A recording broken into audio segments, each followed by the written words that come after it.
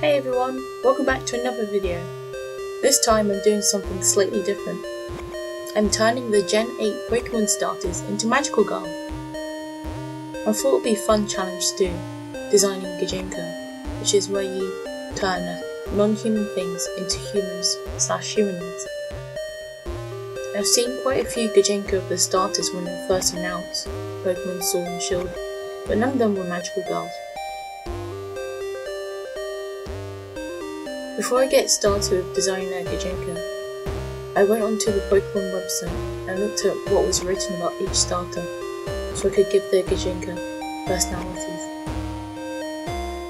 Storenvy was hot-headed, supple, shy, and Grookey mischievous. I also went onto Pinterest, made a mood board, and started to collate images that would inspire me. I started drawing the initial designs in my sketchbook before deciding on the final ideas, and then making complete drawings. Since the games are called Sword and Shield, I wanted to give them really cute weapons. I didn't want one of them to not have a weapon, so I decided to make a spear as well. By the way, I designed these characters before the 5th of June Pokémon livestream thing. Their designs have been on my mind since they announced Sword and Shield. So the first character I'm drawing is Storenvy. I envisioned her to be a quite confident, hot-headed and sporty girl, and she's also the captain of her football club. I kept the little yellow rectangle on Storenvy, but on the human counterpart I gave a little pasta on her nose instead, as kind of a visual shorthand for being clumsy. I decided to give Storenvy a sword because Storenvy looks like it would have a high attack defense. It's also quick and light on speed. I almost went full lead and gave her a katana, but I changed it last minute and added ribbons and frills to give it that magical girl feel. So the second character is Sobble. What was written about Sobble on the Pokémon website, I decided to make Sobble this shy and kind character that looks out for her friends.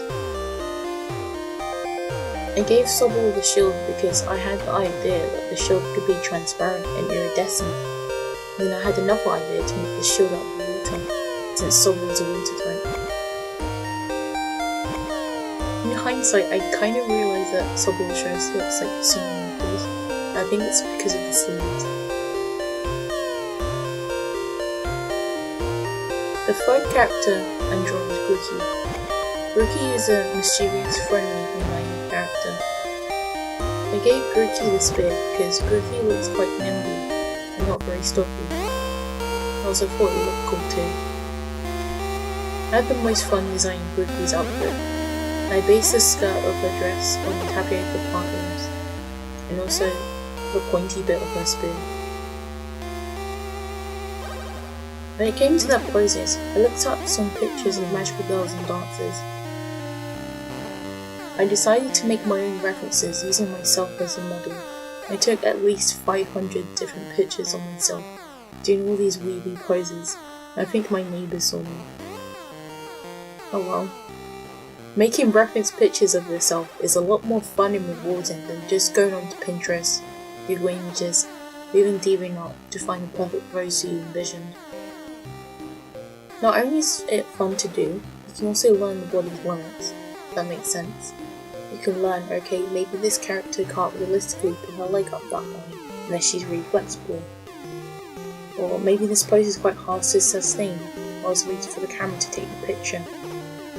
Or maybe she's holding too many things, she won't be able to carry that. So, how I made references was I put my camera on my tripod and then I set my camera to self-timer mode, as well as continuous shooting mode, which is where my camera waits 10 seconds before taking 10 pictures in a burst. I then repeated this until I got the photos I wanted. So what I've learned from designing this is that it's okay to go through different designs. You can get inspiration from literally anyone.